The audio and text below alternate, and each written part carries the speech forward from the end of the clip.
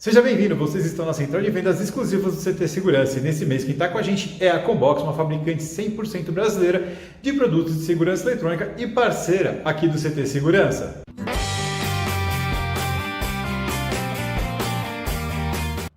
Olá pessoal, meu nome é Ricardo Rauch, eu sou CEO da Combox Tecnologia. A Combox é uma empresa especializada no desenvolvimento de hardware e software para o segmento de segurança eletrônica.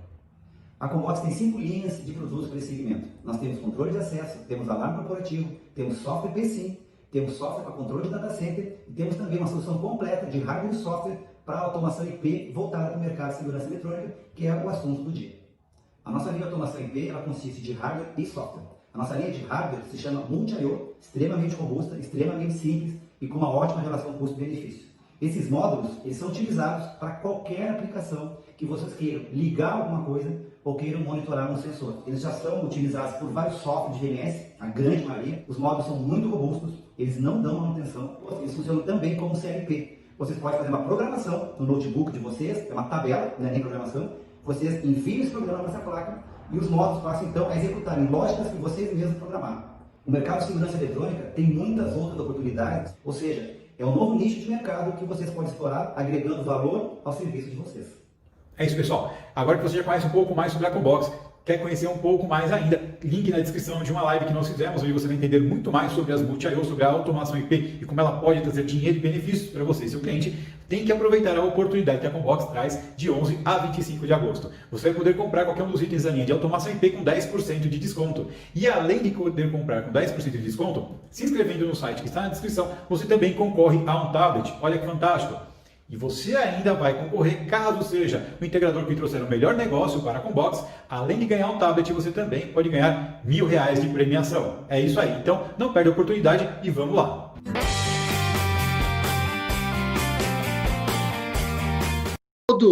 Sejam todos muito bem-vindos a mais um Tacada de Mestre, uma iniciativa do CT Segurança, que logo após o início da pandemia teve essa iniciativa de divulgar e disseminar conhecimento. E essa semana temos o programa de número 100 do Café.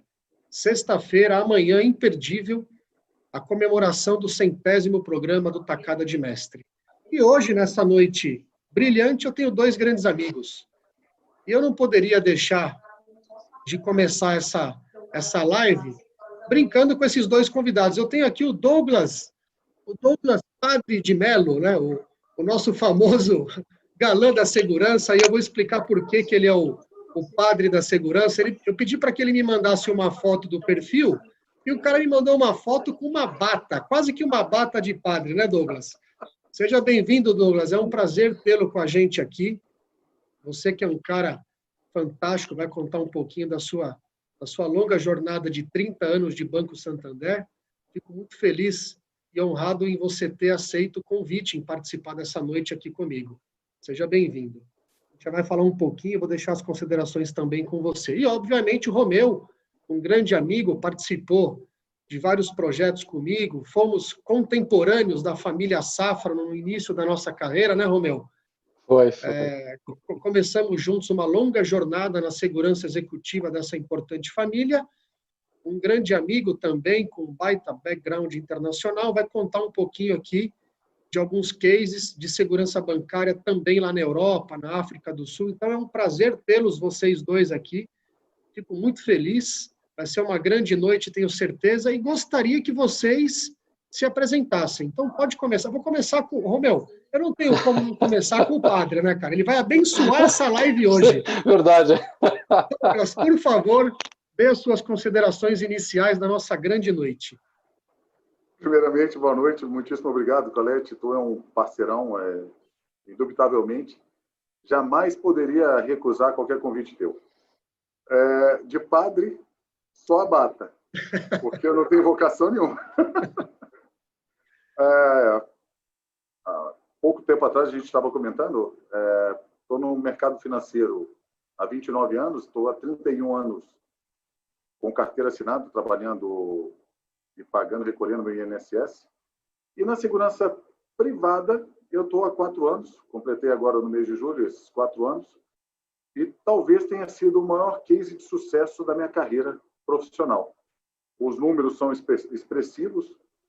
O combate à criminalidade, eu acredito que ninguém odeia mais bandido do que eu, e a gente corre atrás e caça bandido todo santo dia. Qualquer evento que tiver, a gente tem a oportunidade de buscar e ajudar. Para que o bem vença, a gente precisa combater o mal. Obrigado pelo convite mais uma vez.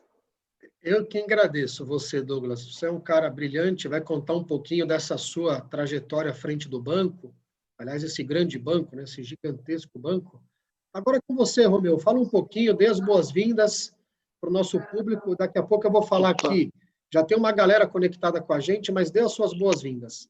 Boa noite, Colete. Muito prazer estar aqui com você, grande amigo. Boa noite, Douglas, e boa noite aí o pessoal que está nos seguindo. Também não teria como recusar o teu convite, né? São já bons anos que a gente se conhece, desde a época do Safra. Bons tempos de marmita e de coxinha nos bares. Mas eu fico feliz também com o quanto você progrediu na carreira, Colete. Isso é muito bom. Ver os colegas que realmente encontraram um lugar ao sol é fantástico, olha. E a gente já sabia também, né, no início, 20 anos atrás, a gente já sabia mais ou menos qual que era o nosso caminho, né, o nosso rumo a ser seguido. Eu já tinha voltado da Itália, se você se lembra, naquela época, era 98, 99, depois de quase 15 anos.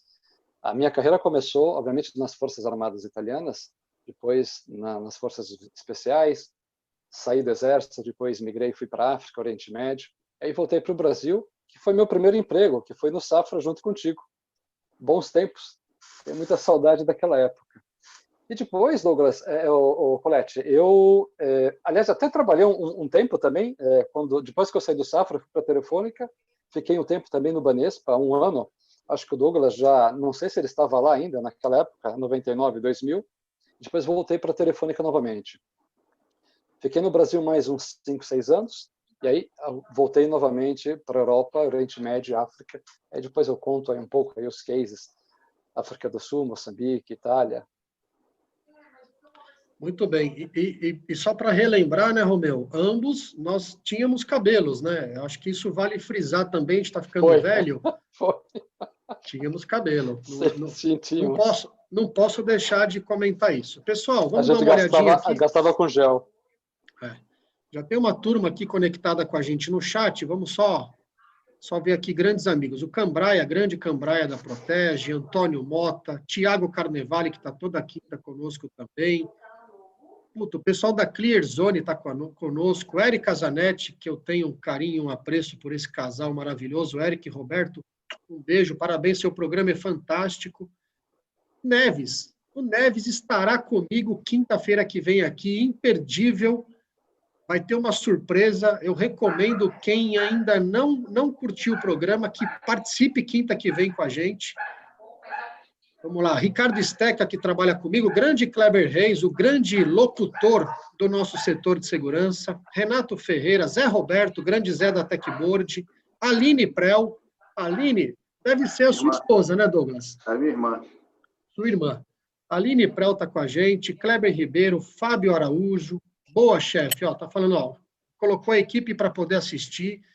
Marcelo Medina, grande Medina, Milane contemporâneo também do CPUR, Carlos Júnior, Marcelo Marques está te mandando um abraço, Douglas, você é fera, Alessir da Heineken, Marcelo Ruibal, Carla, Wagner, Caio Marim, bom, uma galera conectada, daqui a pouco a gente fala mais um pouquinho, e vamos falar um pouco essa noite sobre segurança bancária. A gente vai trocar uma figurinha com esses dois especialistas. Douglas, eu queria começar com você. Você tem uma jornada de quase 30 anos à frente do banco. Você que não veio da área de segurança, você que migrou da área comercial do banco para a área de segurança, você está à frente dessa divisão há 4 anos como superintendente. Conta para a gente como é que foi essa transição de carreira e um pouquinho dessa mudança de conceito na área de segurança do banco que você construiu com grande maestria. Obrigado. Eu acho que toda mudança provém de algum visionário. E esse visionário no banco aqui é o presidente, é o Sérgio Rial, que numa das visitas que ele nos fez em Pernambuco, ele bateu no meu ombro e falou que tinha uma missão para mim.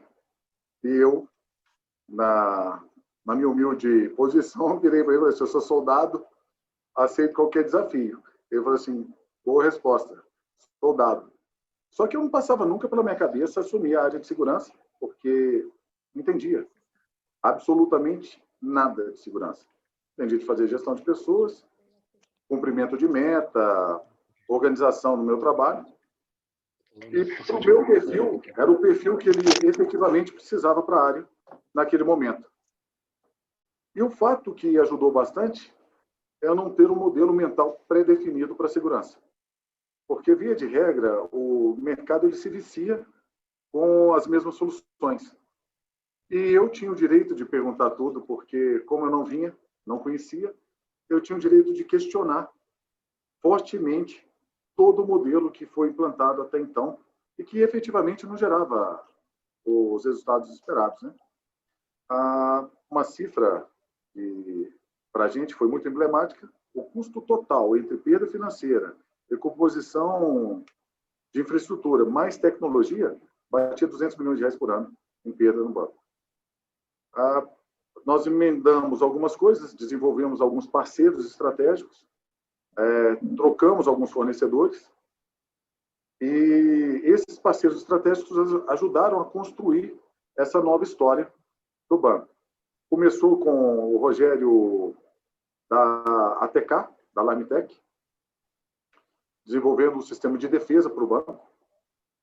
Esse sistema ele se autodefende, então a gente começou a sair do banco mais atacado. Nós tínhamos em torno de 3, 4 explosões por semana e a gente passou a ter 4 por mês, depois 4 a cada semestre e, graças a Deus, nós completamos 364 dias sem ter uma explosão. Depois veio o Santini, o Leonardo Vargas, com a Autodefesa Brasil e consolidou a substituição e o posicionamento do Banco Santander no mercado. Com isso, no ano passado, lembra dos 200 milhões que eu comecei a conversar aqui, nós chegamos a 8 milhões de reais.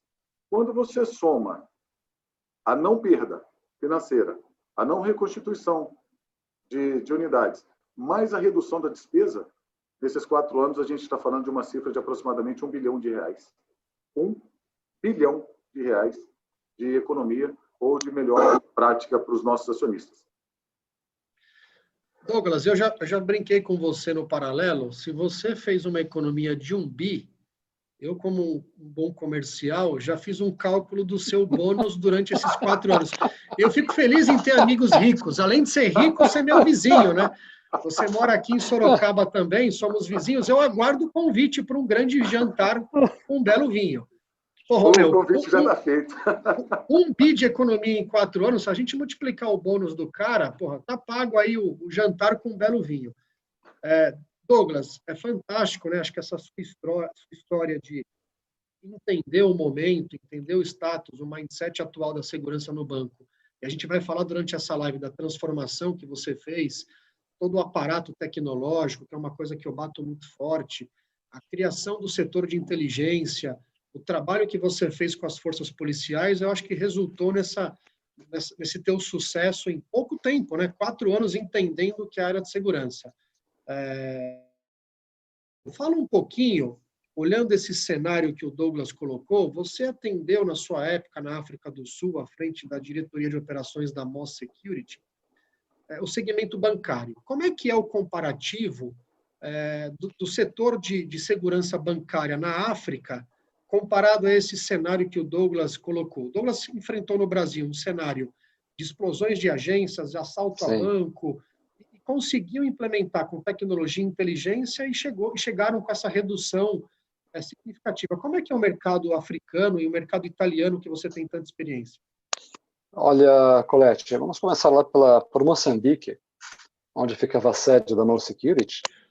Nós atendíamos 3 países, que seria Moçambique, África do Sul, Malawi, que é um país que está entre África do Sul e Moçambique, e algumas vezes Angola, que nós tínhamos algumas subsidiárias em Angola.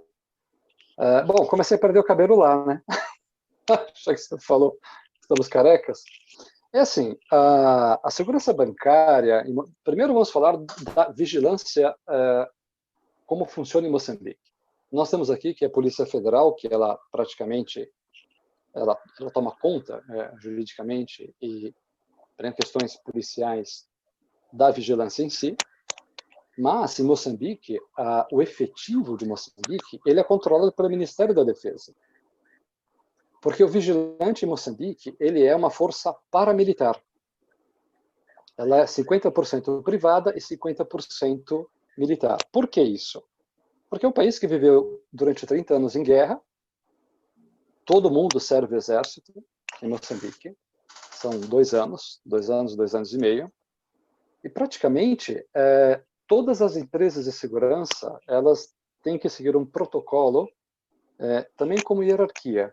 Então, desde o vigilante, na ponta, até o gerente geral ou diretor de operações, você tem uma hierarquia militar. Então, o diretor de operações tinha a patente de capitão.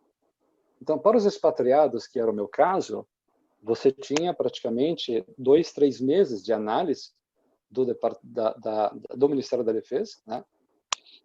Junto com o Ministério da Justiça, para ter o aval e a permissão de você trabalhar em solo como expatriado.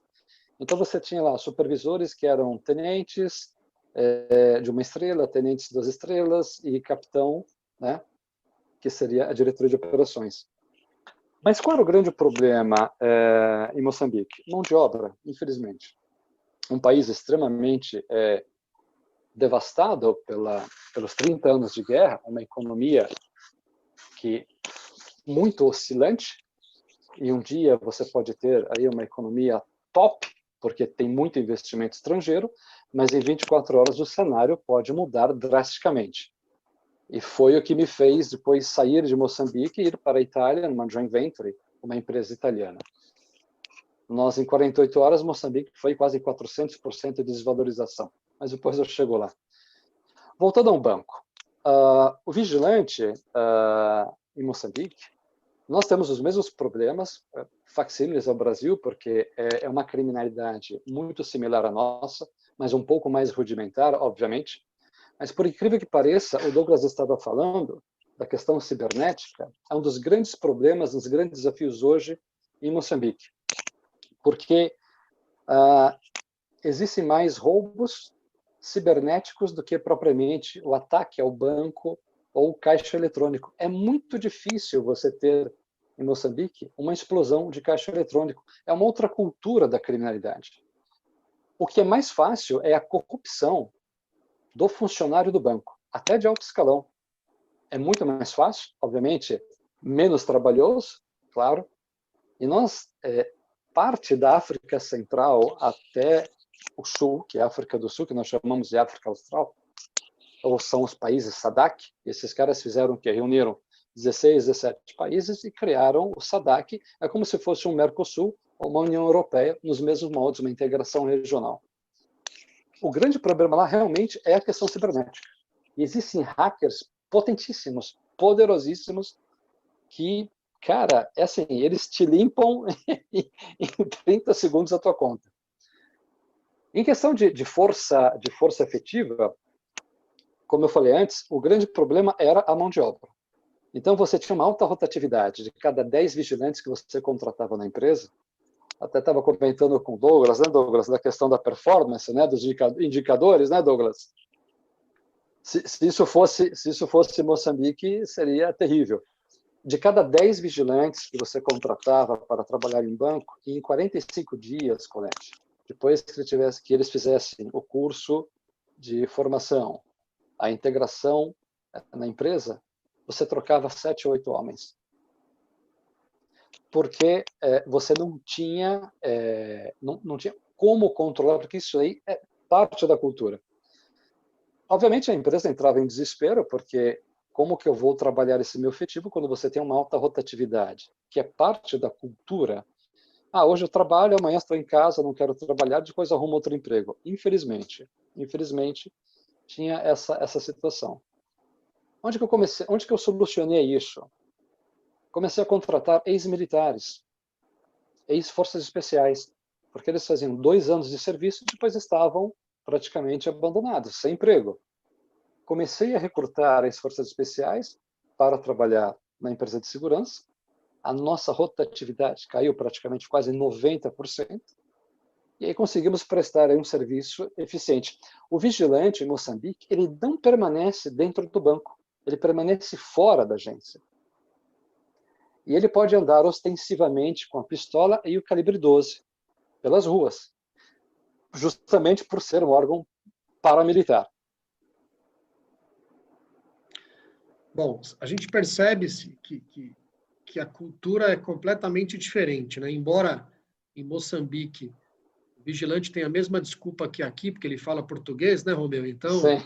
a desculpa, pelo menos no linguajar do português, é o mesmo, né? Então, É o mesmo, é o mesmo. Mas é bem interessante.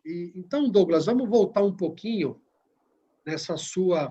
Conversa com a gente um pouquinho, Douglas, para o público. Como é que você montou toda essa mudança com tecnologia para poder fazer com que o crime organizado dificultasse as ações numa agência, que o crime organizado parasse de explodir as agências, o roubo a banco diminuiu. Como é que você entendeu o formato com a implementação de tecnologia, que eu acho que foi o grande negócio, né, que você enxergou? Explica um pouquinho como é que você fez essa mudança de conceito de segurança implementando tecnologia.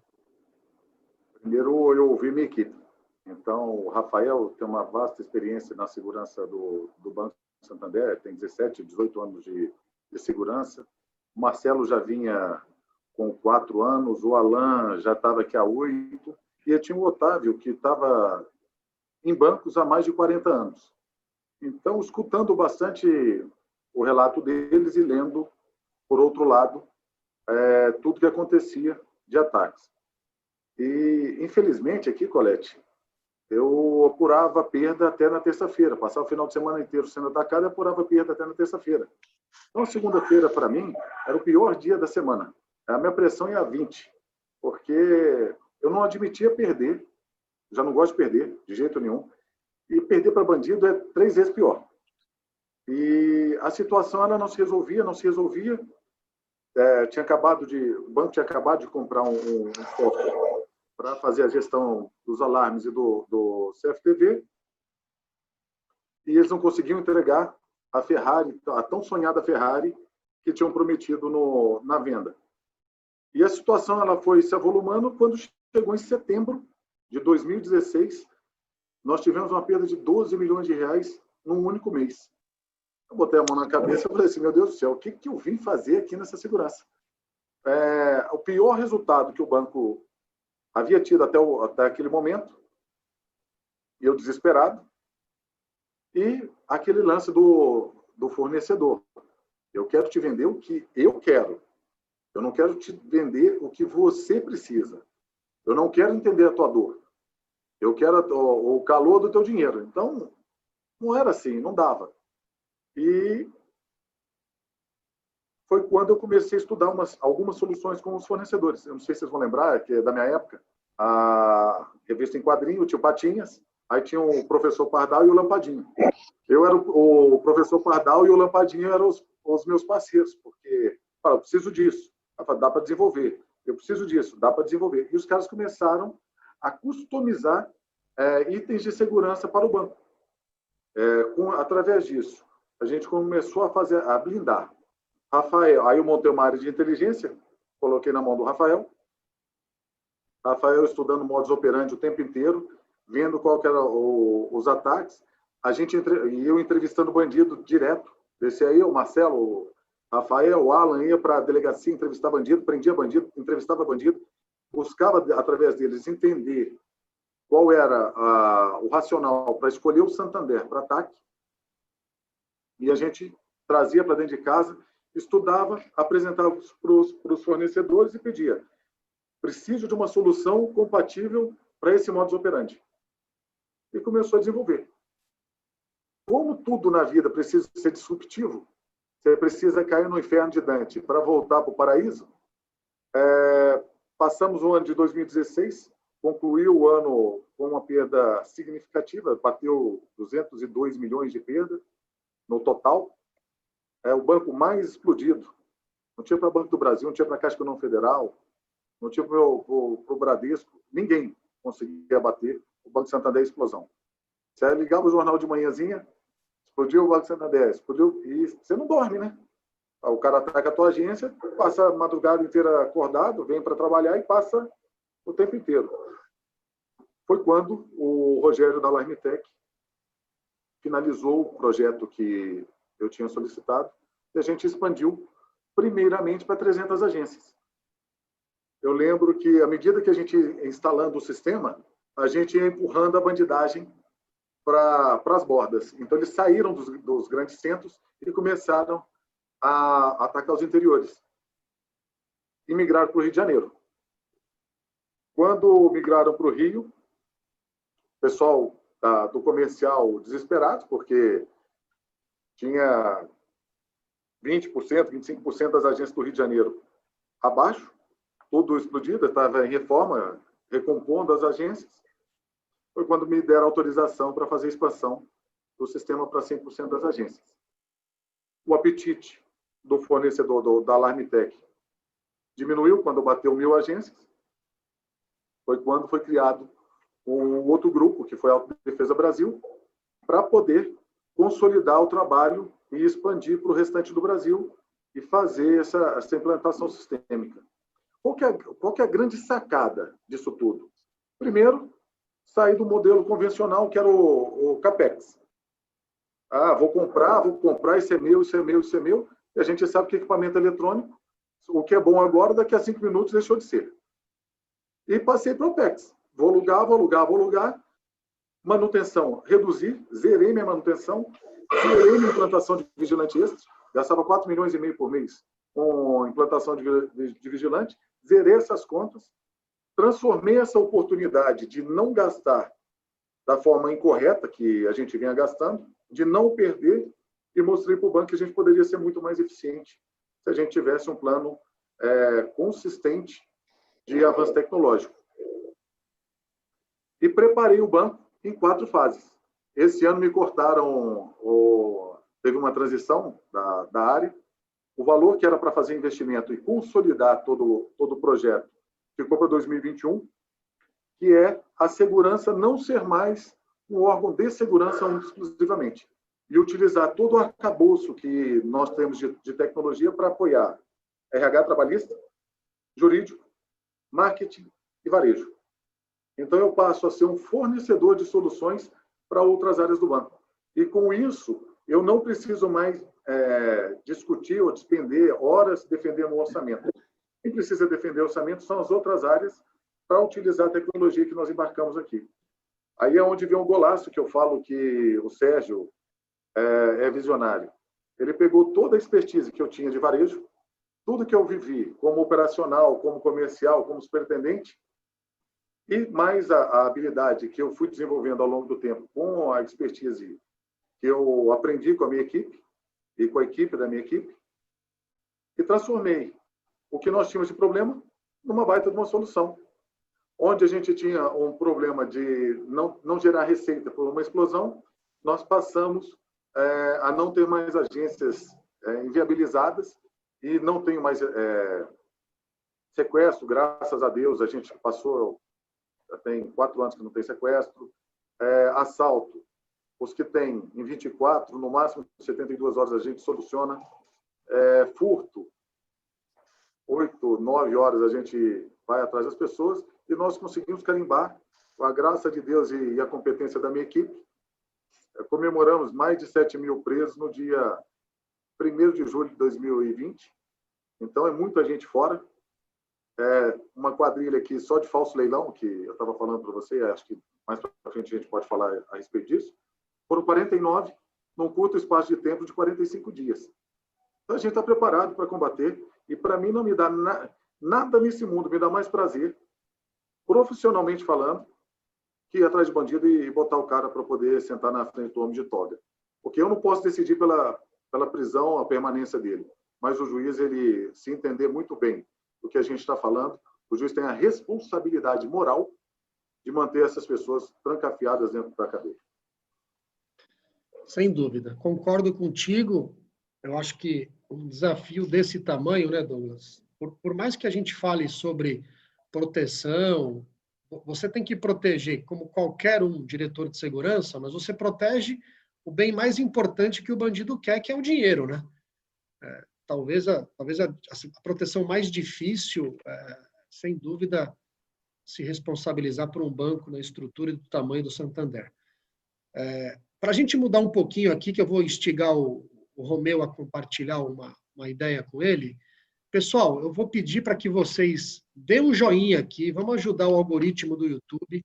Quem ainda não se inscreveu no canal do CT, se inscreva no canal, a programação está fantástica, quase que todos os dias tem um convidado, tem um ilustre apresentador trazendo, disseminando conhecimento, então ajude o algoritmo do YouTube, dê o seu joinha, dá um aviãozinho aqui, manda para outros grupos e vamos compartilhar essa live. Romeu, agora falando com você um pouquinho, a gente sabe que o mercado europeu, as características são diferentes. Eu, como um descendente de italiano, já conheci alguns locais dentro da Itália. Fala um pouquinho, que o problema lá é diferente, como é que funciona o terrorismo contra as instituições financeiras? Aqui no Brasil, a gente tem o cara que quer explodir o caixa eletrônico, o cara que rouba rouba o carro forte, qual é o grande X da questão do terrorismo contra as instituições financeiras? Olha, Colette, antes de mais nada, eu queria dar os parabéns aí ao Douglas, que realmente é um desafio gigantesco, um trabalho excelente que ele fez. Douglas, eu devia ter te levado lá em Moçambique para dar um help na época, viu? O Rafael botou até lá no grupo, lá, ele treinou muito Pois no Moçambique Drill, 2 no peito e 1 na cabeça. Pois é, rapaz, se eu soubesse, eu te levava lá. E, olha, ia solucionar muitos problemas. Com certeza, meus cabelos não teria perdido. Mas, você sabe, falando em questão da inteligência, só voltando um pouquinho atrás de Moçambique, o grande segredo é que Moçambique, por mais que tínhamos problemas seríssimos, problemas sociais e econômicos, a segurança pública ela trabalhava muito unida com a segurança privada. Isso também foi um fator que ajudou muito, obviamente, na contenção das ocorrências nos bancos. E daqui, pulando para a Itália, bom, a tua pergunta, Colette, ela é muito complexa. Vamos falar primeiro de crime organizado, porque existiu aí depois uma sinergia com o terrorismo, mas aí acho que dá espaço aí para uma outra live. Em questões de banco, o problema é o crime organizado, né? Por que isso? Você imagina que o crime organizado, nos últimos 50 anos, ele criou realmente um estado paralelo. Por que isso? Porque esses caras começaram a recrutar pessoas 50 anos atrás, pagando os estudos, pagando a faculdade, dando um tipo de um Bolsa Família. E essa pessoa, desde da escola, do primário, até uma faculdade, uma pós-graduação, eles começaram a colocar esses caras em pontos estratégicos. Tá?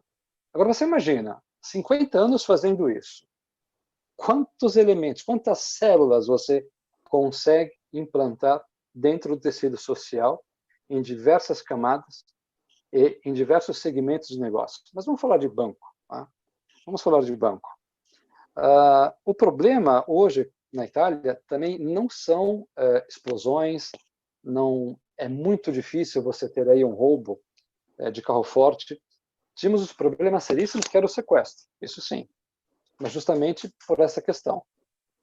Não vamos esquecer que o crime organizado ele detém uma potência gigantesca na área de intelligence. E só para que vocês possam entender onde que mudou isso daí.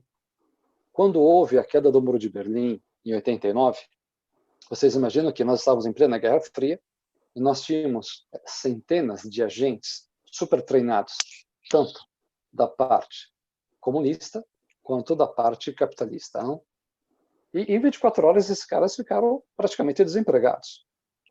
Boa parte desses elementos, desses agentes, quem migrou para o mundo corporativo, e para quem não sabe, a famosa inteligência competitiva, business intelligence, inteligência emocional, isso nasceu lá atrás com esses caras. com essas metodologias militares. Então, quem migrou, os mocinhos migraram para o mundo corporativo, mas, por outro lado, outros agentes migraram para o mundo, para o crime organizado, para o outro lado da moeda, e aí começou o grande problema. Mas aí, Colette, deve fazer uma outra live sobre isso, tá? Então, o que acontece? A Itália, ela teve que mudar praticamente os moldes de combate, investindo muito, como o Douglas falou, na área de intelligence, porque você tinha uma contrapartida. Se o crime organizado, naquela época, houve um upgrade gigantesco na área de inteligência, e não somente na área de inteligência, mas esses caras tinham realmente a contra-inteligência, a contra-contra-inteligência, para, obviamente, contestar e combater a inteligência de Estado, a inteligência de segurança pública. E a Itália precisou reverter seus moldes, como que ia combater isso daí. Bom, um dos grandes segredos foi a sinergia entre segurança pública e privada, obviamente, porque, como sabemos, um exército de homens da segurança privada não podia estar isolado e não estar junto nessa guerra, que era o combate ao crime organizado, falando no contexto sempre bancário, tá, Douglas? Existem outros nichos, mas estamos focando aqui na área bancária. Então, ela teve que mudar a sua legislação, teve que mudar o modus operandi, tiveram que fazer algumas revisões no próprio estatuto da segurança privada na Itália, e não somente isso. As próprias agências de intelligence tinham que colaborar. E a grande vantagem na Itália é que você tem o setor de intelligence, que colabora com a polícia, que colabora até com a área privada. Isso é fantástico. Você criou aí uma força a 360. Foi fácil? Não foi fácil. Foi muito difícil. Foram anos de guerra contra o crime organizado.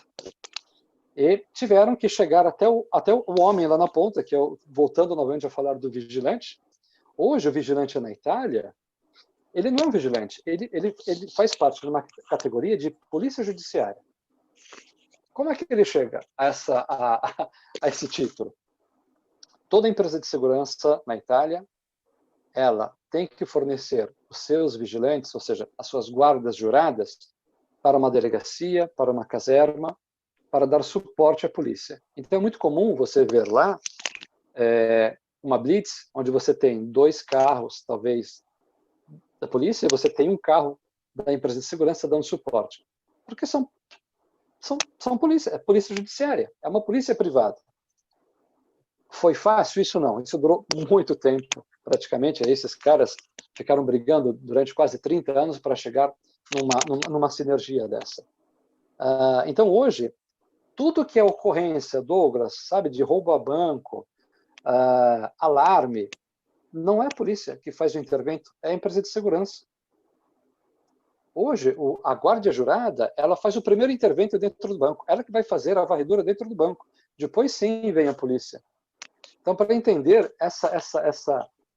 a que nível que esses caras chegaram. Então, a guarda jurada na Itália, hoje, como que funciona? Você tem que fazer, obviamente, passa por um teste, passa por uma avaliação, meio que facsímile, como Moçambique, mas na Itália nós chamamos de Ministério dell'Interno, que é o Ministério do Interior, que cuida da área da polícia, e o Ministério da Justiça. Então você passa por 2, 3, 4 meses de avaliação, porque na Itália, para você ingressar em qualquer órgão público, e principalmente força de segurança, vocês vão pensar que é brincadeira, mas existe certificado antimáfia, gente, que realmente se chama assim. Por que o certificado antimáfia? Ele praticamente vê toda a situação da família, e se em algum momento alguém da família teve algum problema com a lei, mas que esteve envolvido em alguma organização criminosa, tchau, você está fora. Né? É um critério muito sério isso, e nós chamamos isso situação de família, certificado antimáfia. Então, são 3, 4 meses de análise da sua vida, se você não tem nenhum problema com a justiça, se você é apto para aquela profissão. Você passa por um treinamento, que é um treinamento que não é obrigatório, eles estão tentando agora...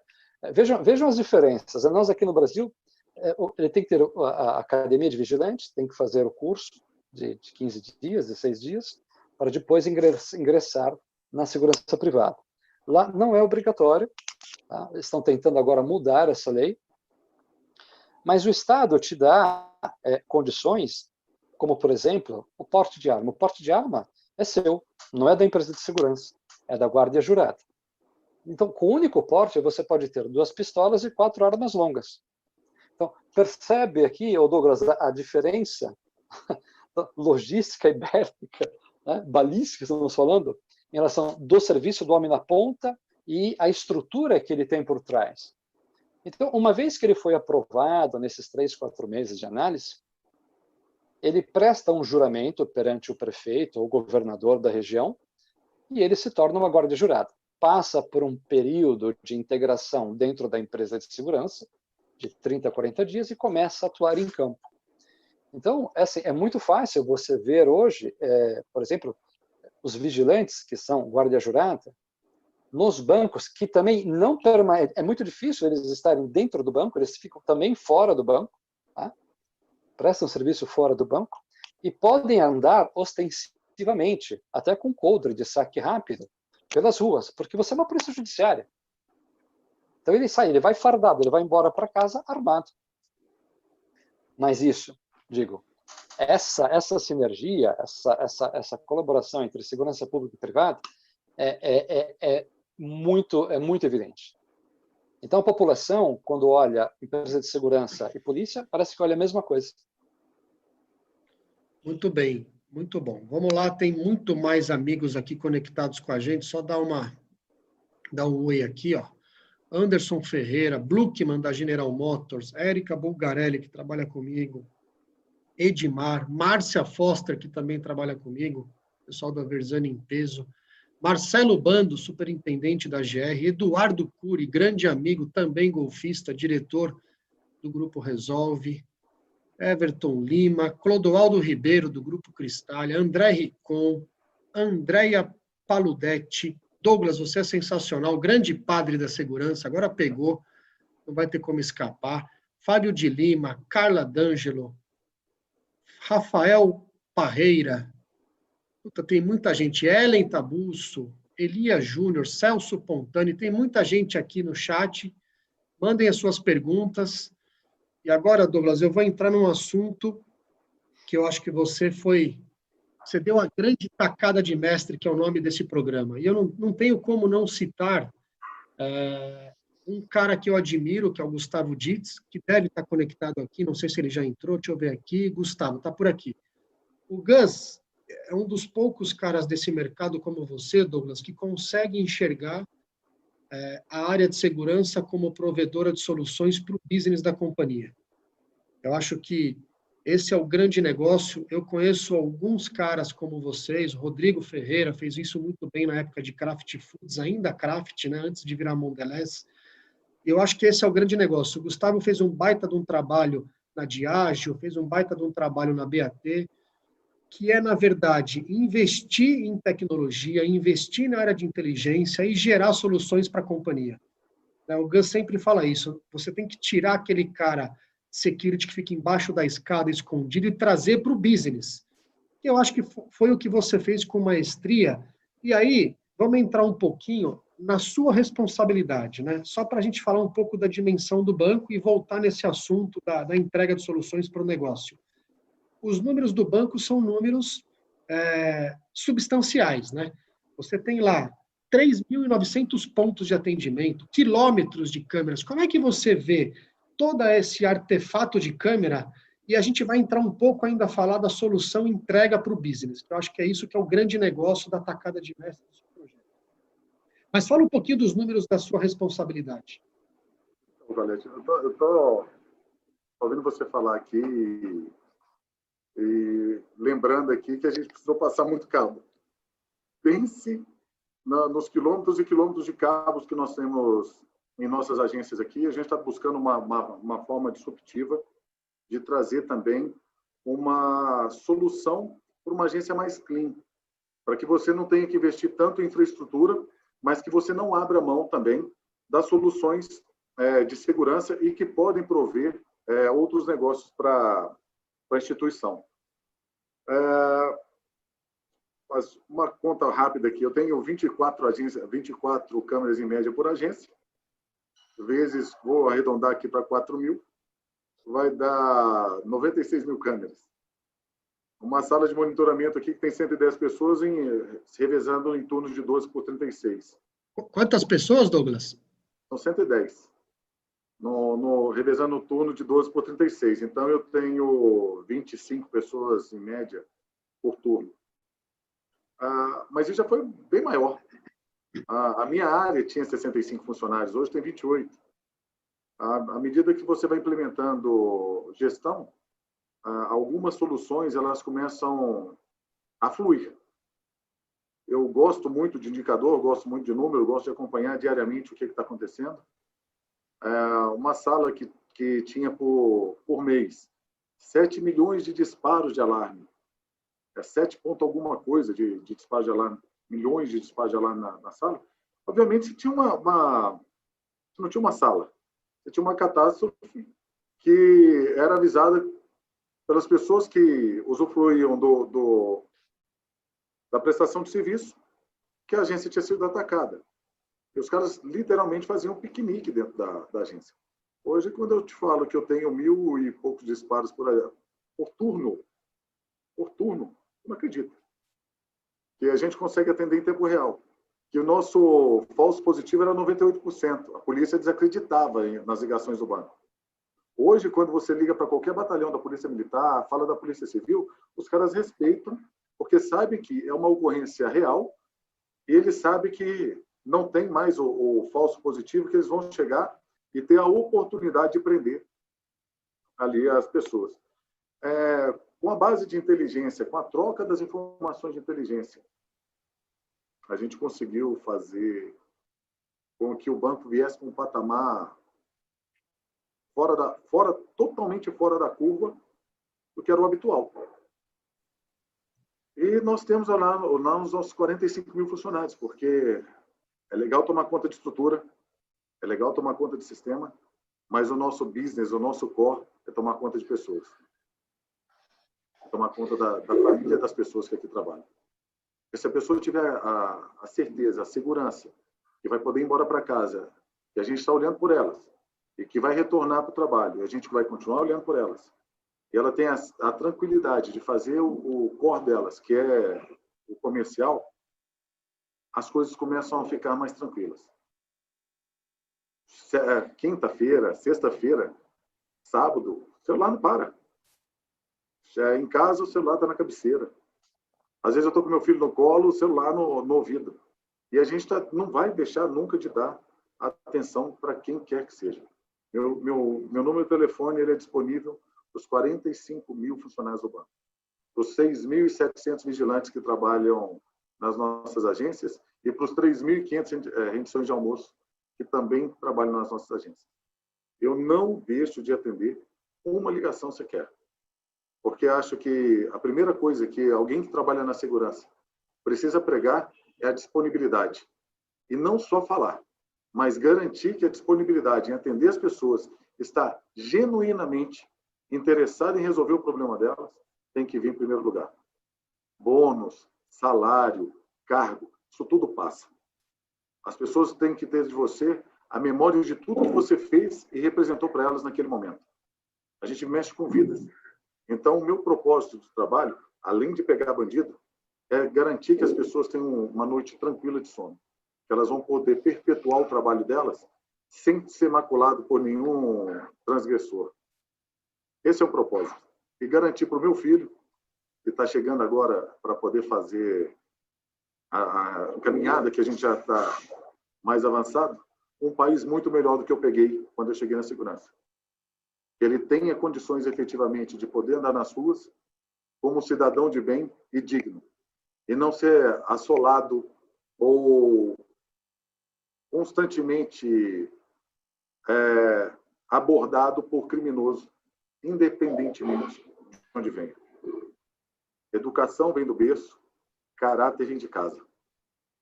E se muitos dos bandidos que aí estão tentando ganhar dinheiro de forma fácil, passasse a mão numa enxada, ou pegasse uma vassoura para varrer, o país estaria em outro patamar. Por isso que eu não gosto de vagabundo e não respeito vagabundo. Para mim, para eles, ó, cadeia. E quem for numa situação um pouco anormal, que fique na horizontal e gelado, que é o melhor caminho para eles. Douglas, você é um cara brilhante nas suas ações. Eu te conheço e já sei de algumas operações. O Vargas já me contou algumas histórias. Grande Vargas, não sei se ele está aí com a gente. Um beijo para você, Santini. Acho que Vargas você tá lá no montou. México. O que eu queria também entrar, falando um pouquinho em pessoas, eu acho que você conseguiu muito bem entregar um baita projeto quando você olhou para o business, que eu vou insistir nesse assunto, e foi uma das palestras que eu dei para uma feira de shopping center, quando me pediram para falar de tecnologia. Eu não sou um cara de tecnologia. Eu fui defensor naquele fórum em entregar tecnologia voltada para o negócio. Então, um exemplo, naquela palestra eu falei, por que eu não consigo, através da leitura de caractere de placa de um shopping center, entregar para a área de marketing o perfil do público que está acessando o shopping através de uma leitura de placa conectada com o modelo do carro, estruturando o perfil socioeconômico daquela família. Através da massa de calor dentro de um shopping, onde eu consigo direcionar não somente a segurança, mas todo o trabalho de marketing dentro de um shopping. E você fez isso com maestria dentro da agência, não só entregando para a área de negócios do banco, mas também olhando para o negócio de segurança quando você remete a inteligência para a polícia. Como é que você fez isso, Douglas? Pensa comigo aqui, Colete. Por que uma câmera tem que ficar a 45 graus, a 3 metros de altura? O que ela serve para mim? Se eu abaixar a cabeça, já não serve para mais nada. Então, reposicionamento de câmera. Segundo, heatmap. O mapa de calor ele serve para poder focar onde? Eu tenho uma determinada agência que eu tenho um fluxo muito maior na máquina 1 e as outras 8 máquinas não são utilizadas. Por que aquela máquina efetivamente é utilizada? Qual que é a facilidade? Então, através disso, você começa a desenhar o teu fluxo de atendimento e distribuir melhor a geografia e o abastecimento das máquinas. Então, detalhe, sexo, idade, que frequenta as agências. Eu faço um marketing totalmente voltado para o agro, mas eu tenho um público jovem. O que isso interfere para a pessoa? Absolutamente nada. Aí eu tenho um tempo de fila e um mapa de horário de pessoas. As pessoas saem para almoçar exatamente no momento onde eu tenho o maior volume de pessoas. Então, através dos analíticos, foi possível construir para o varejo o que eles já tinham empiricamente. Aí eu tenho os dados, mas não tenho o visual. Eu passei o visual e comecei a demonstrar que era possível fazer a gestão do varejo, da loja, através dos dados gerados dos analíticos. E o que acontecia no passado era muito a questão do feeling. Encerrei a agência A na Avenida Juscelino Kubitschek e concentrei tudo na B. Quanto efetivamente aumentei de fluxo de pessoas? O resultado veio por osmose. Então, eu estou com a conta, tem 500 pessoas que não vêm na agência e está gerando receita, normal. Mas, efetivamente, qual é o público que veio? Quanto daquele público que estava lá veio para cá? Não é só o indicador por si, porque a migração para canais alternativos, para canais eletrônicos, ele é uma premissa e vai acontecer. A agência vai deixar de existir? Em absoluto. A Europa, que é o continente mais antigo, o volume de agências bancárias na Europa é tão grande quanto era no passado. Então, as pessoas gostam de se relacionar. Só que não tinha a base, ela ficava muito voltada por indicador, por análise sobre indicadores gerados ali, mas não tinha nenhum analítico que reafirmasse ou mudasse a percepção das pessoas quanto ao modelo de agência. Às vezes, eu posso criar um modelo de agência, eu não sei se vocês conhecem bem o Banco Santander aqui, um modelo Brent, onde a agência é clean e eu não tenho porta giratória mais. E a Polícia Federal aceitou o modelo como um modelo válido e que tem o menor índice de risco de todo o mercado bancário. Por exemplo, um caixa, se muito, vai ter R$250 na gaveta. E todo o dinheiro está no tesoureiro eletrônico, onde ele vai dispensar as cédulas ali no momento do saque. No momento do depósito, ele é um reciclador que ele vai colocar ali e processar. Então, você não tem a transacionalidade usando a eletrônica. É uma agência que fica um pouco mais cara, mas é uma agência que traz atratividade. Atratividade traz mais cliente traz mais negócio. Mais negócio deixa o acionista satisfeito. E seguindo a regra que está dando 7.102. Então, isso tudo transforma a área de segurança, que era uma área de despesa, numa área estratégica. É que o Gus fala, sai debaixo da escada e vem para a linha de frente. Nessa linha de frente aqui, a gente conseguiu mais de 20 mil contas para o banco aqui, através dos nossos parceiros, fomentar a venda de outros produtos, trazer, de fato, as pessoas para dentro aqui e abraçar em momento de crise, porque se fosse somente fornecedor, você metia o pé e deixava o cara para fora. Nós vamos entrar nesse assunto agora, segura aí. Essa live está abençoada com o padre da segurança, mas segura um pouquinho. Pessoal, eu preciso de mais alguns joinhas aqui, porque esse cara mora em Sorocaba, ele vai chegar na casa dele umas 10h30 da noite, ele merece pelo menos mais uns 10 joinhas aqui, deixa o seu like, vamos ajudar o algoritmo do YouTube. Mas, Romeu, eu queria entrar agora nesse assunto, você que já esteve dos dois lados da mesa. Você já foi provedor de serviços e também tomador de serviços. Ou seja, não é fácil, mas é uma grande visão ter a ótica dos dois cenários. O que eu queria entrar numa discussão? O parceiro ou o fornecedor, né, a gente vai discutir muito esse assunto. Como é que você entende, uma vez que o banco é um caixa forte, que você tem lá dinheiro guardado e que é objeto de desejo da criminalidade, como é que você enxerga hoje um fornecedor de segurança provendo soluções? O Douglas deu uma aula aqui para a gente sobre algumas alternativas, mas qual que é a sua visão olhando essa questão de fornecedor e essa questão de banco? Como é que você enxerga essa linha do tempo? Boa pergunta. Bom, o Douglas sabe alguma coisa, né, Douglas? Já que ele falava que atende telefone à meia-noite, 1h, e eu sou prova disso, né, Douglas? Já liguei para ele já tarde das horas da noite. Mas olha, Colette, vamos partir da seguinte expressão: inteligência. Muito mudou o mercado dos últimos 20 anos. O próprio Douglas falando da questão de tecnologia, isso é fundamental.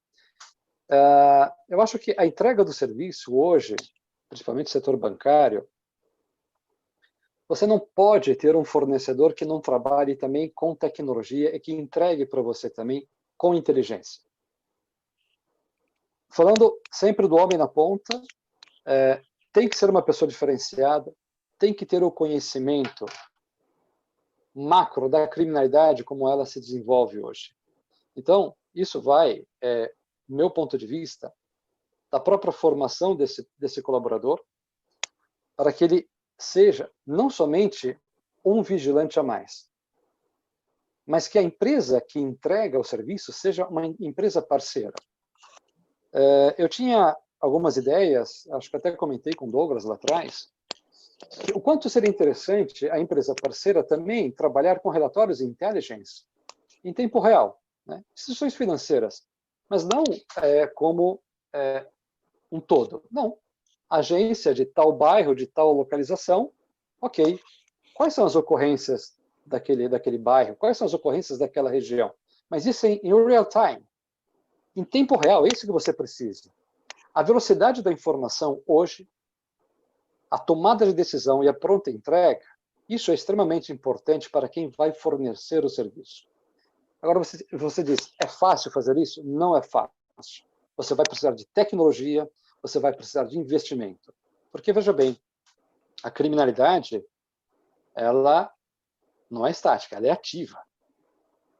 E nós sabemos, esses caras estão sempre tentando estar um passo à nossa frente. E é como o Douglas fala, o que a gente mais odeia aqui é bandido. Esses caras não param de pensar onde quebrar o seu círculo de segurança, a sua proteção. Então, o grande investimento tem que ser na área de intelligence, tem que ser no treinamento, na formação. O colaborador ele tem que ser diferenciado, tem que ter uma formação específica, Colette, porque hoje os tempos estão mudando de uma forma, de uma velocidade exorbitante. Eu acho que esses últimos meses que tivemos aí em relação à pandemia, muita coisa mudou também para ambos os lados. Nós temos que rever algumas ações. A bandidagem não vai ficar parada, esses caras vão se aprimorar cada vez mais.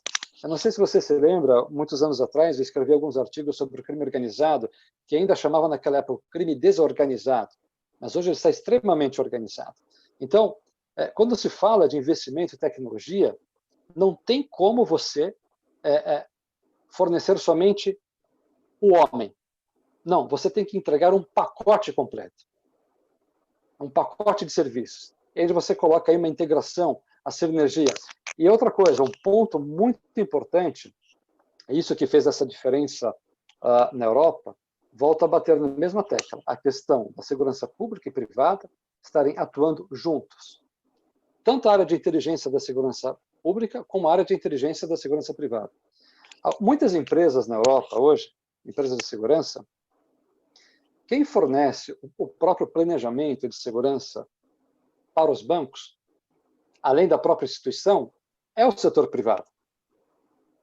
Porque muitas empresas têm o departamento de intelligence, que trabalha diretamente conectado com as estatísticas da segurança pública em tempo real. Então, quando você cria uma triangulação de informações ativas e uma pronta resposta ativa, como eu dizia antes, o alarme, quem cuida dos alarmes hoje, dos bancos, é a segurança privada. Algum alarme de algum roubo ou invasão, que seja, é a segurança privada. Esse cara já chega lá com todas as informações possíveis. Ele já tem no seu tablet ou no seu smartphone praticamente as informações daquele quadrilátero do que está acontecendo, do que aconteceu, qual é a estatística da criminalidade naquela região. Ok, para nós, parece que ainda é um pouco distante de criarmos isso.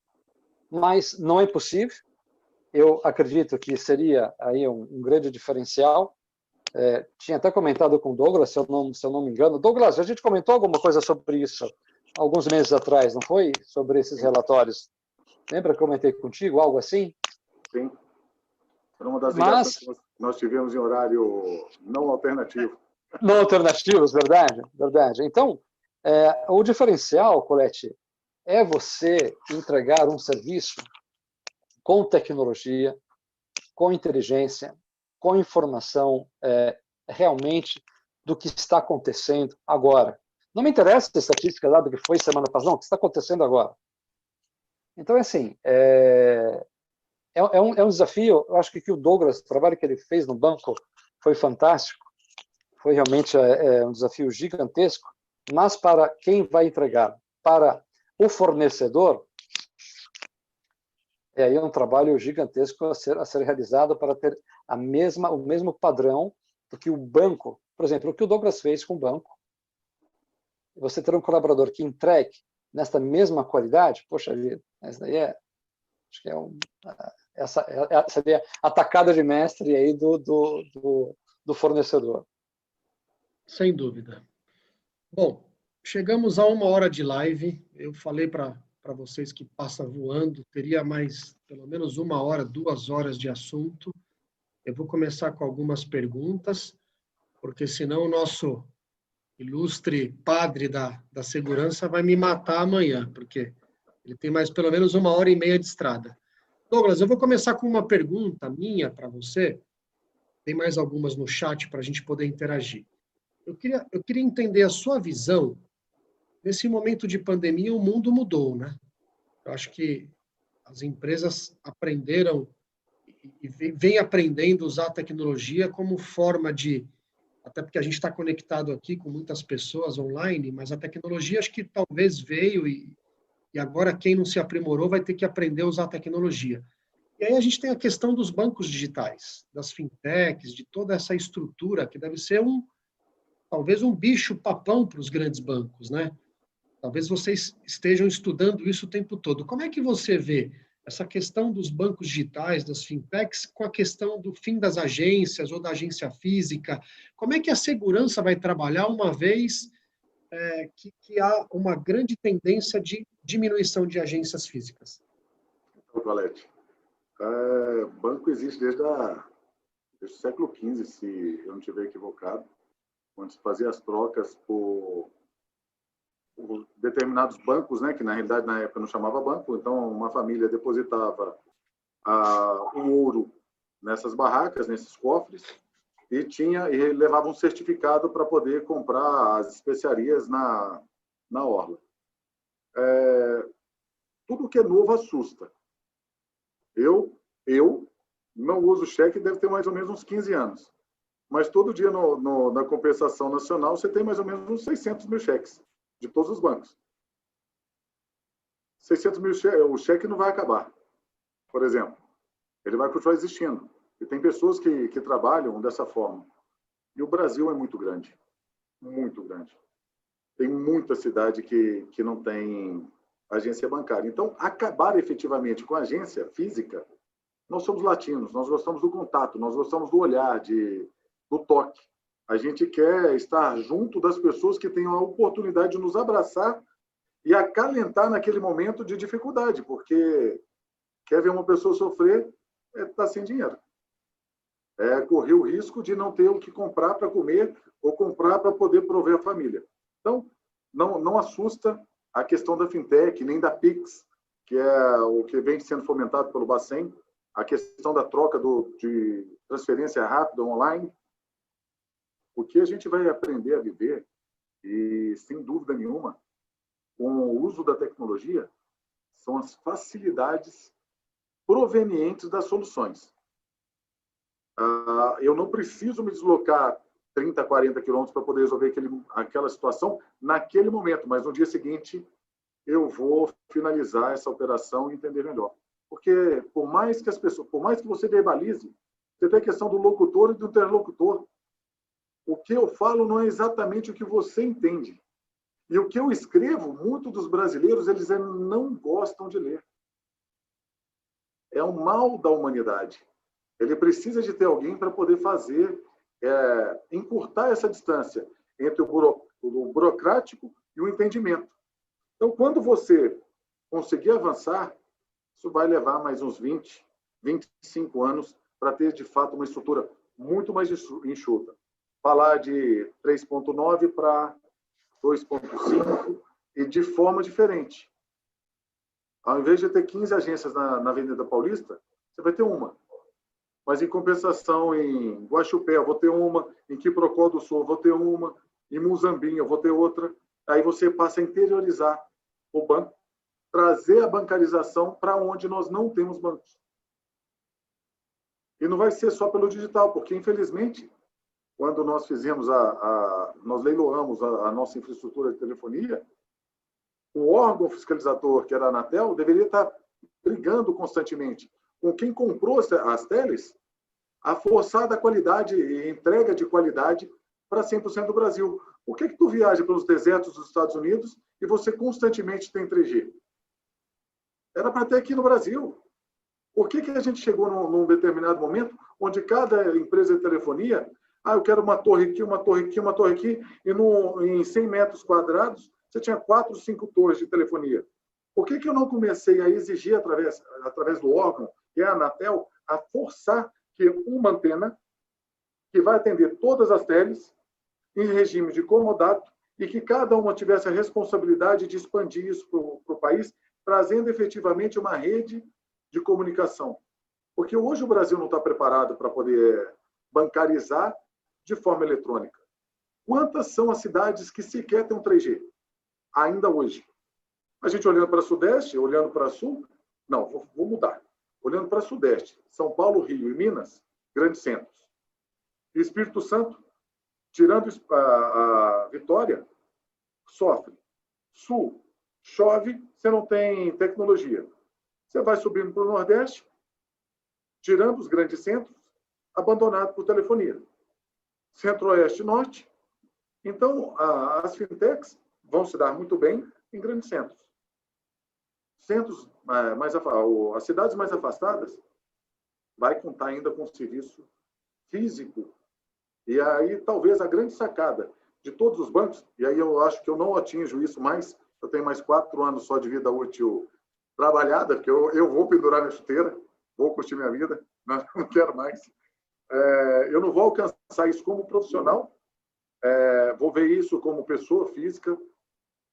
Os bancos saindo dos grandes centros, criação de novos bancos, nichos de instituições financeiras, como é nos Estados Unidos, que permite atender aquela população específica e que entenda efetivamente a necessidade. Porque muitas das soluções são criadas aqui em São Paulo, mas ninguém quer saber como que o sertanejo lá no sertão de Pernambuco precisa da solução. Às vezes cria-se um baita de um produto voltado para o empresário no município de São Paulo, e o que o cara está querendo lá no sertão de Pernambuco é um plano funerário. Muda completamente. Não adianta você ser sofisticado onde você não consegue explicar efetivamente qual é a benesse daquele produto. Eu vou resumir. O banco vai existir. Existia antes, existe agora, vai continuar existindo. A forma de fazer e de ganhar confiança, para nós latinos, é no visual e no contato. Muito bom. Ô, Romeu, vou fazer uma pergunta para você e vou fazer um bate-bola voltando com o Douglas para você estruturar sua resposta. O Marcelo Marques, ele fala assim, comenta um pouquinho sobre o SLA, que o Santander trata os fornecedores, e os KPIs imprescindíveis. Sem dúvida é um diferencial para o atendimento ao banco. Vai pensando na sua resposta e eu vou voltar para o nosso amigo Douglas. E agora eu fico mais feliz, Douglas. Em 4 anos, você está pensando em aposentar, eu me relembro no início da nossa live um bi de saving gerado em economia para o banco. Mais uma vez, eu quero ter você próximo, porque não é possível que o cara vai aposentar em mais 4 anos. Mas vamos lá. Ô Douglas, enquanto o Romeu pensa um pouquinho na sua resposta, eu vou entrar num assunto que eu sei que é delicado, mas te conheço, eu sei que você não tem papa na língua e vai discutir, a gente vai discorrer esse assunto que talvez é um cenário complexo e que vai gerar um pouco de polêmica. O Estatuto da Segurança prevê alguns pontos favoráveis, né, e alguns pontos desfavoráveis para o setor bancário. E a gente sabe que no transporte de valores tem uma questão específica que alguns dizem que existe até um monopólio nesse setor. Qual que é a sua visão sobre esse assunto? A gente não combinou. Se você fala, Colete, eu não respondo essa pergunta, não tem problema, eu jogo para o Romeu e a gente continua com a próxima pergunta do Marcelo. Colete, o dia que eu me fizer de rogado aqui e não falar o que eu penso, não sou eu. Por isso que eu te convidei para essa live. Existe, sim, uma concentração em 3 empresas no mercado nacional e elas detêm 90% do transporte de valor no cenário nacional. As pequenas empresas, elas são esmagadas e são obrigadas a não ter um produto diferenciado diante dessas 3 gigantes. O lobby que é feito no Senado, no Congresso, continua existindo. O que manda, né, no país ainda é o galão, é quem pode. E, infelizmente, quando foi criado a TB4, foi para poder sair de uma situação onde as empresas imputavam a responsabilidade para o contratante. É o mesmo cenário para a segurança. Você pega a Lei 7.102, eu sou obrigado a ter, no mínimo, 2 vigilantes por agência, e quando a polícia chega lá e faz uma avaliação do ponto, ele pode falar 3, 4, 5, e é uma determinação da Polícia Federal.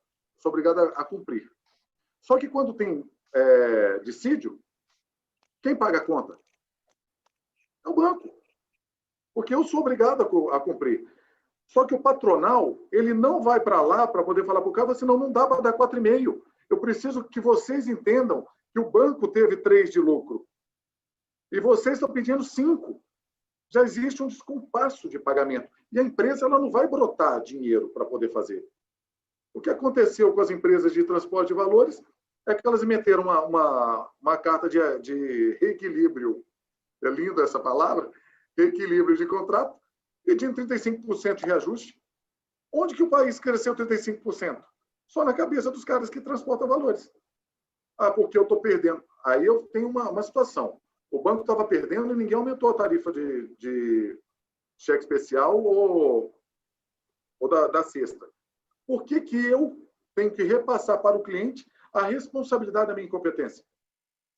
Então, eu tenho que investir efetivamente em solução tecnológica para que eu seja menos atacado.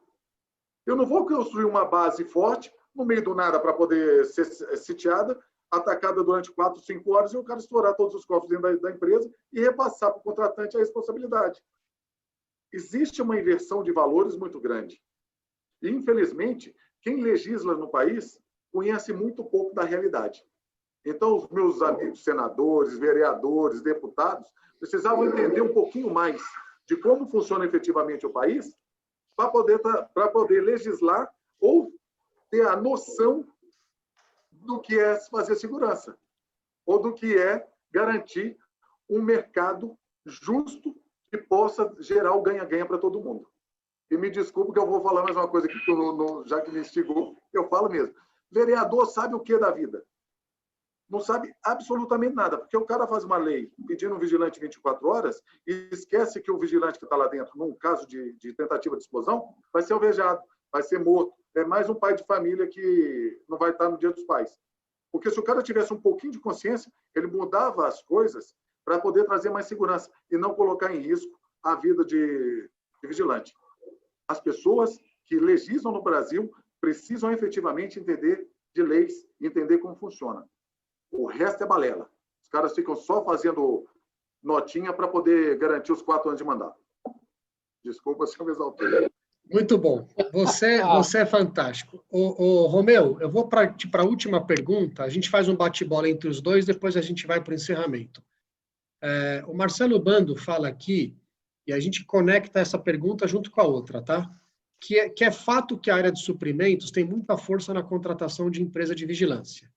E o que vocês colocam como condições técnicas e parâmetro para a escolha? Então, a gente vai juntar as duas perguntas, a gente faz um bate-bola com os dois e a gente parte para o encerramento. Então, recapitulando, a primeira pergunta era sobre SLA, sobre KPIs, para poder entregar um serviço que é tão exigido, que é tão factível e real, por questões até de seguro, e também um pouquinho na escolha da contratação de um fornecedor. E você, como já foi provedor desse serviço, qual que é a sua visão? Depois eu escuto o Douglas e a gente parte para o encerramento. Ok, deixa eu só fazer uma observação do Douglas, quando você faz a pergunta dos bancos digitais, né? Olha só que interessante essa comparação. Voltando em Moçambique, Moçambique tem uma população de 70% de pessoas jovens. Os bancos digitais explodiram em Moçambique. Com a explosão dos bancos digitais, obviamente porque a molecada é muito rápida em acessar e compreender o sistema, Moçambique teve que ter aí uma evolução gigantesca também na área de cyber, né, de cybersecurity, porque, obviamente, 60% das transações financeiras eram feitas todas em bancos digitais. No caso da Itália, é meio que ao contrário. Nós temos, começou com muitos bancos digitais, eu não sei se o Douglas sabe dessa história, mas, assim, Itália tem uma população de idosos gigantesca. Veja a tragédia que teve na pandemia do Covid. Tivemos centenas de idosos que faleceram. Mas o que acontece? Por mais que o idoso ele tenha a capacidade de estar lá movimentando o seu dinheiro no banco digital, na conta digital, porque ele pede para o seu neto ou para o filho, eles precisavam de ter o contato. Muitos idosos vão nos bancos somente para tomar um café e para conversar com o gerente. Sabia disso, Douglas? Eles precisavam do contato humano. Eles precisavam ir até a agência. Então, esses caras voltaram um pouquinho aqui atrás e, obviamente, quando houve essa explosão dos bancos digitais, a vigilância armada ela reduziu. Porque, obviamente, as agências reduziram os números. Só que tiveram que voltar atrás e reabrirem novas unidades diferenciadas, tipo como uma unidade de negócio. Mas, assim como o Douglas falou também, sem porta blindada, somente com uma porta de vidro, era praticamente mais como se fosse uma sala para se tomar um café, mas não deixava de ser uma instituição de crédito. uma instituição financeira. Então, houve nesses últimos 8, 9 anos, esse grande aumento de bancos digitais, e depois, obviamente, diminuindo as agências, mas novamente retornando com essas unidades de negócio para atender esse pessoal, né, de terceira idade que necessitava do contato, de tomar o café, porque muitas vezes vão na agência somente para falar da vida deles, acredite se quiser, contar um pouco da vida deles. Muito bom. Romeu, agora vamos fazer um bate-bola da última pergunta. Já estamos com quase 1h50 de live, já é 1h20 de live. Vamos rápido. A gente poder partir por encerramento. Qual que era a pergunta do Marcelo mesmo? Da SLA? A pergunta, eu juntei 2 perguntas e a gente faz um bate-bola da visão dos dois, rapidinho, para a gente partir por encerramento. A primeira parte fala de SLA e de KPIs de atendimento para um setor tão crítico, juntando também com a sua visão sobre a contratação dos serviços de segurança, a escolha de um provedor, uma vez que a área de compras tem grande peso financeiro na escolha, uma vez que a gente está falando de banco, né? Qual que é a sua visão sobre isso? Vamos partir da questão da performance, que é muito importante. Eu falei lá atrás que é muito importante que você tenha, dentro da área, vamos colocar a área de operações e comercial, porque são 2 áreas que trabalham praticamente em sinergia e trabalham juntas. Como que eu posso mensurar a minha performance para o meu cliente se eu não tenho uma visão interna de qual é o meu nível de satisfação?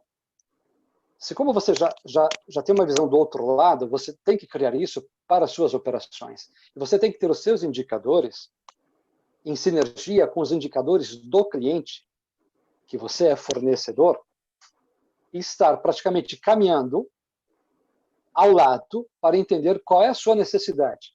Mas vou dar um exemplo muito prático aqui. Você tira um colaborador do setor de varejo da indústria e coloca no setor bancário. Cara, você não pode fazer isso.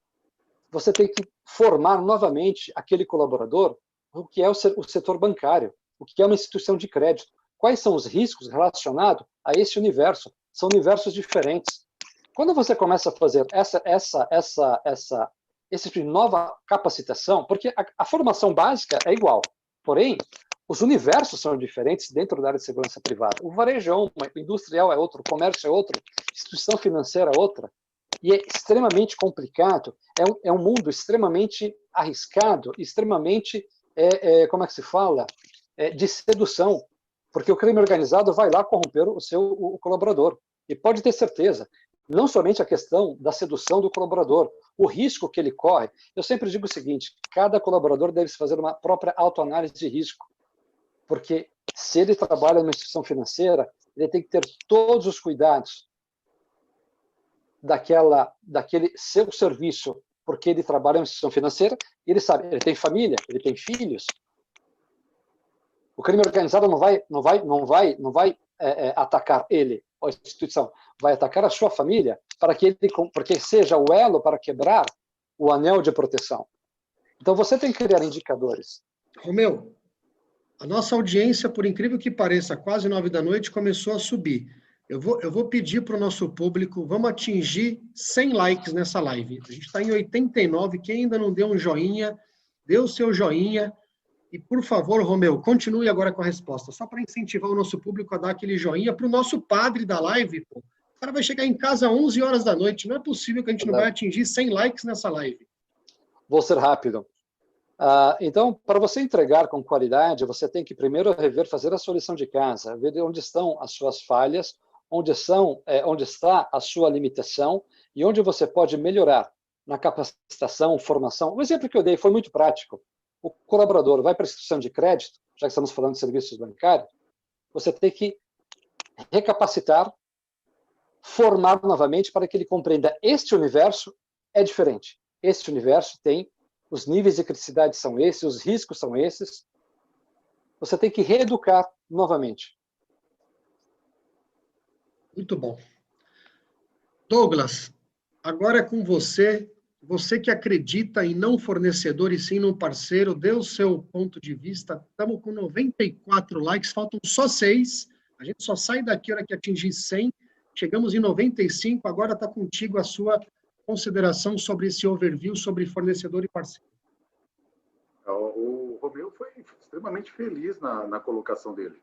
Ele conseguiu demonstrar ou verbalizar exatamente o que o parceiro do lado de cá precisa. As margens de banco hoje não são margens expressivas. A gente está falando que uma empresa que presta serviço para o banco aqui, ela varia entre 1% e 2,5%. Ela tem um volume expressivo de faturamento, mas o processo trabalhista dele come R$126 do valor que pega. Os benefícios come dele lá mais 10%, 15% e vai espremendo. E ainda tem a pressão do banco, que é para uma prestação de serviço com qualidade. E a pontualidade, porque o que ocorre? O Romeu falando aqui, um cara que atende shopping não atende banco. Um cara que atende indústria não atende banco. Os nichos são diferentes. E você pode ter uma empresa que pode ter multidisciplinas, multi-atendimentos, mas se ela não tiver expertise para colocar um vigilante dentro da agência e ter o sangue de barata para poder suportar a pressão do cliente, você começa a desconstruir a tua empresa. Porque basta um cliente, um celular e uma rede social para desconstruir a marca de uma empresa. Não precisa mais do que isso.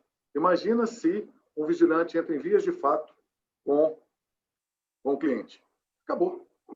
Perde. Então, o que a gente pede, e a gente é atendido muito prontamente pelas empresas, a obrigatoriedade de treinamento pela Polícia Federal, uma vez a cada 2 anos, fazer a reciclagem do vigilante. Ali, a única coisa que ele vai aprender é atirar, a municiar, mexer na arma, só isso.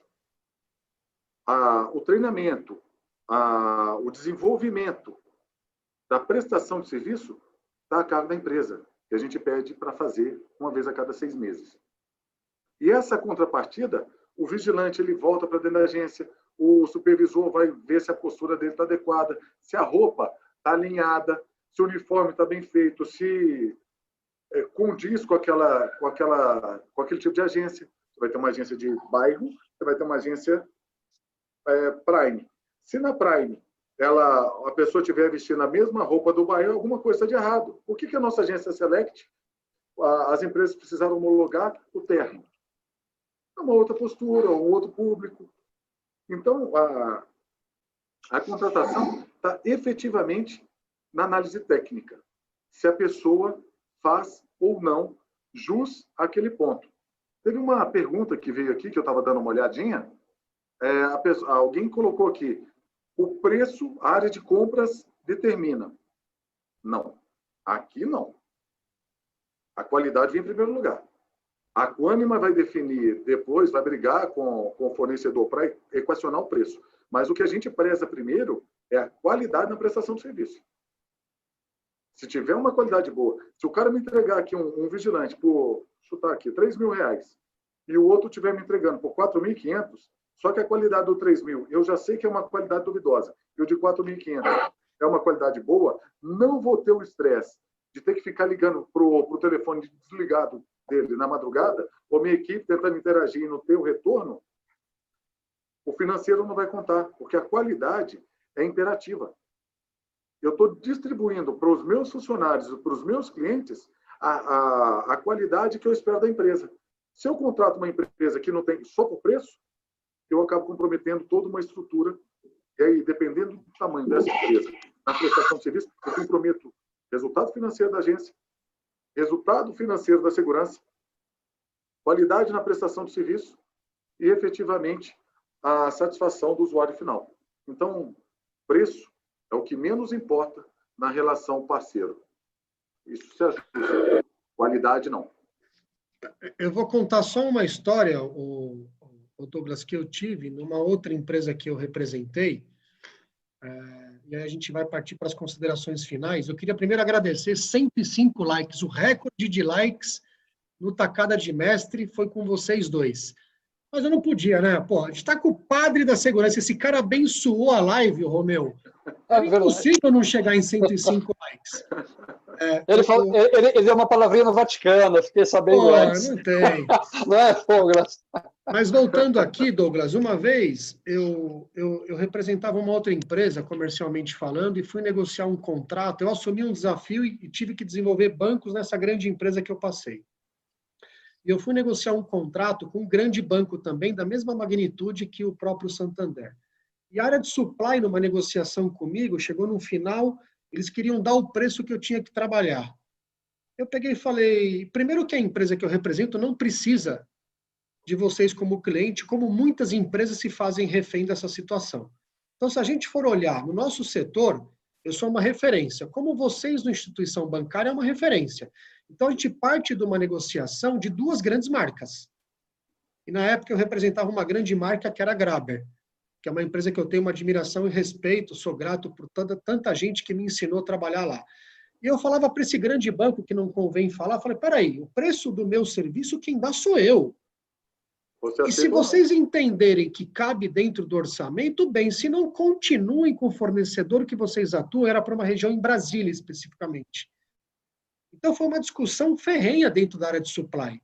Eu falei, a Grabber não precisa ter vocês como clientes numa proporção de preço esmagadora que vocês estão me propondo. A gente continua sendo a Grabber naquela situação. Então, foi uma coisa uma discussão muito saudável e, obviamente, que eu não fechei o contrato.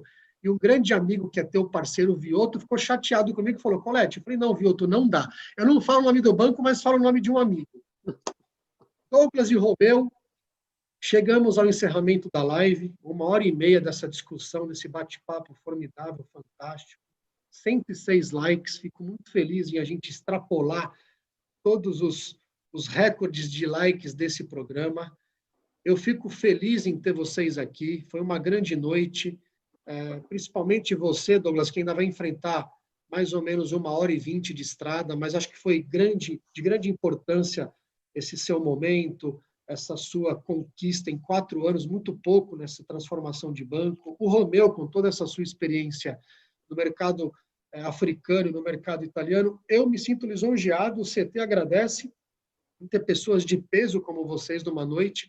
Mantivemos o público full, esse público cativo que está com a gente nesse momento de pandemia. O nosso papel é transmitir e disseminar conhecimento. Eu aprendo muito mais do que vocês possam imaginar. Fico feliz em ter vocês comigo aqui nessa noite. E parto para o encerramento.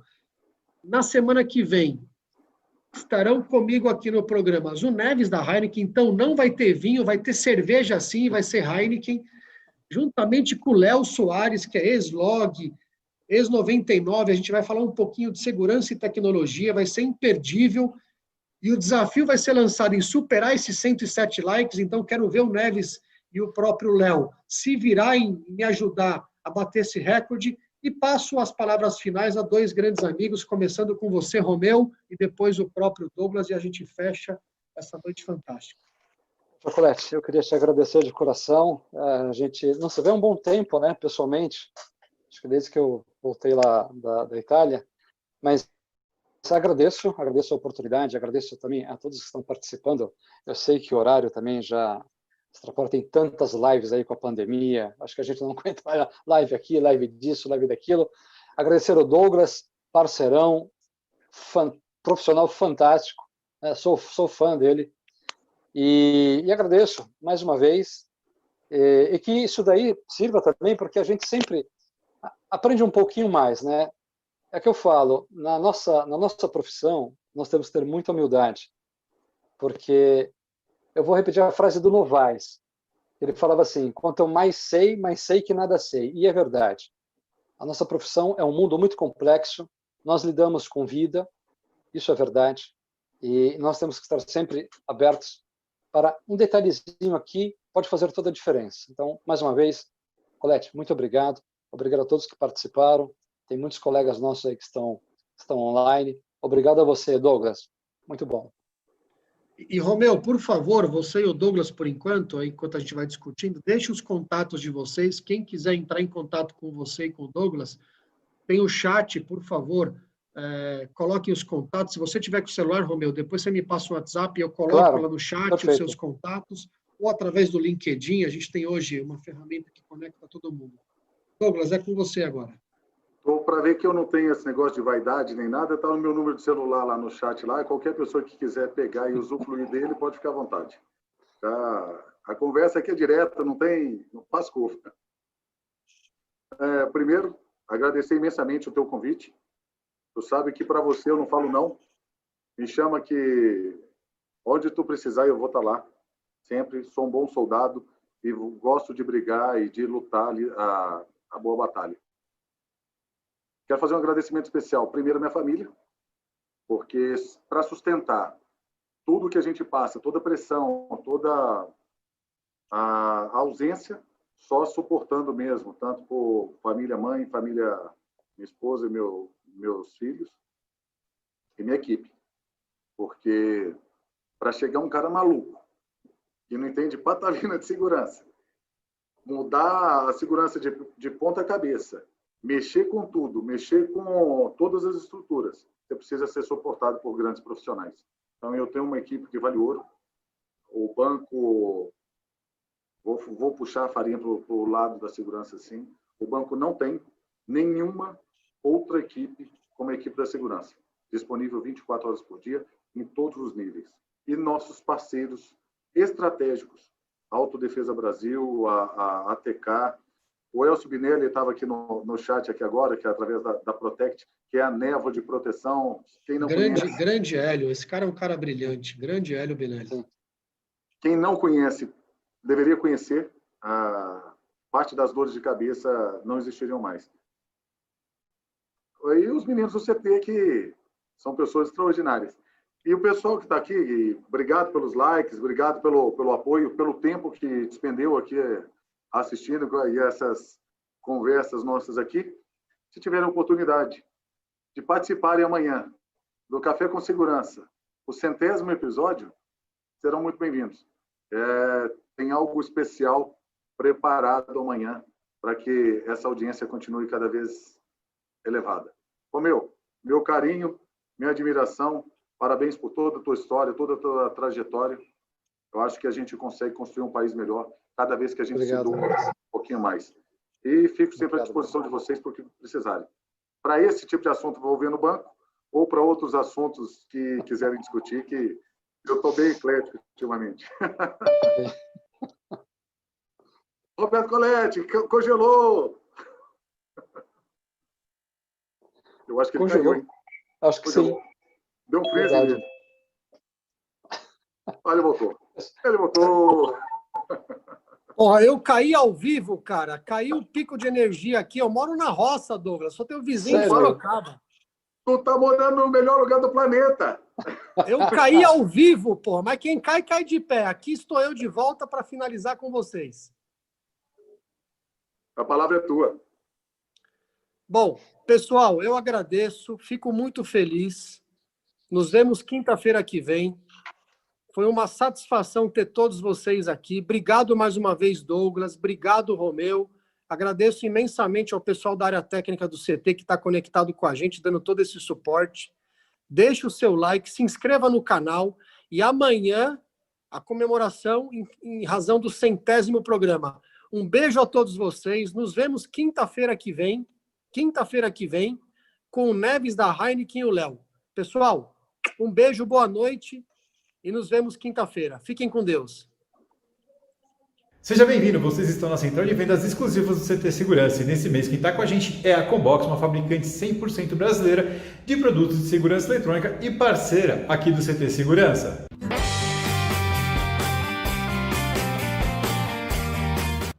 Olá pessoal, meu nome é Ricardo Rauch, eu sou CEO da Combox Tecnologia. A Combox é uma empresa especializada em desenvolvimento de hardware e software para o segmento de segurança eletrônica. A Combox tem 5 linhas de produtos para esse segmento. Nós temos controle de acesso, temos alarme corporativo, temos software PSIM, temos software para controle de data center e temos também uma solução completa de hardware e software para automação IP voltada para o mercado de segurança eletrônica, que é o assunto do dia. A nossa linha de automação IP ela consiste de hardware e software. A nossa linha de hardware se chama Multi-IO, extremamente robusta, extremamente simples e com uma ótima relação custo-benefício.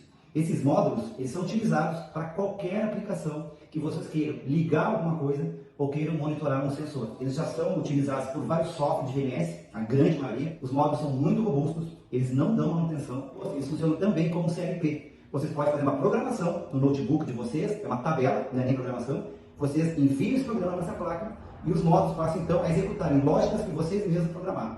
O mercado de segurança eletrônica tem muitas outras oportunidades, ou seja, é um novo nicho de mercado que vocês podem explorar, agregando valor ao serviço de vocês. É isso, pessoal. Agora que você já conhece um pouco mais sobre a Combox, quer conhecer um pouco mais ainda, link na descrição de uma live que nós fizemos, onde você vai entender muito mais sobre as multi-IO, sobre a automação IP e como ela pode trazer dinheiro e benefícios para você. Seu cliente tem que aproveitar a oportunidade que a Combox traz de 11 a 25 de agosto. Você vai poder comprar qualquer um dos itens da linha de automação IP com 10% de desconto. E além de poder comprar com 10% de desconto, se inscrevendo no site que está na descrição, você também concorre a um tablet. Olha que fantástico! E você ainda vai concorrer caso seja o integrador que trouxer o melhor negócio para a Combox. Além de ganhar um tablet, você também pode ganhar R$1.000 de premiação. É isso aí. Então, não perde a oportunidade e vamos lá!